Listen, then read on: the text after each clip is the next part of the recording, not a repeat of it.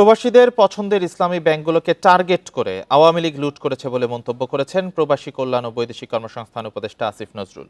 সকালে আন্তর্জাতিক অভিবাসী দিবস উপলক্ষে ওসমানী মিলনায়তনে এক অনুষ্ঠানে তিনি এ মন্তব্য করেন।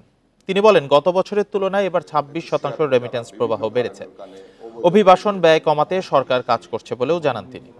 দূতাবাসগুলো ঠিকমতো কাজ করছে না উল্লেখ করে তিনি বলেন, বিদেশি দূতাবাসে হয়রানির শিকার হতে হয়, যার দায় পররাষ্ট্র মন্ত্রণালয়।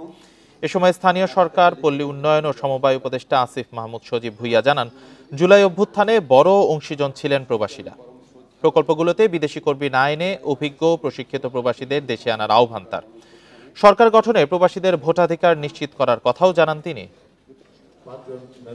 পূর্ববর্তী বছরে এই সময়ের তুলনায় আমাদের রেমিটেন্স 26% বৃদ্ধি পেয়েছে। প্রবাসীরা সবচেয়ে বেশি পছন্দ করে ইসলামী ব্যাংকগুলোতে টাকা পাঠাতে।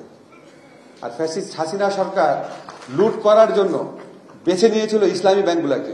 যারা বাইরে পড়াশোনা করে এক্সপার্ট হয়েছেন এবং তারাও অন্যদের থেকে কোনোভাবেই কম নয়, তাদেরকে আপনারা সেখানে হায়ার করতে পারেন এবং সরকারি বিভিন্ন কার্যক্রমের ক্ষেত্রেও আমরা তাদেরকে হায়ার করার দিকটি বিশেষভাবে গুরুত্ব দিব।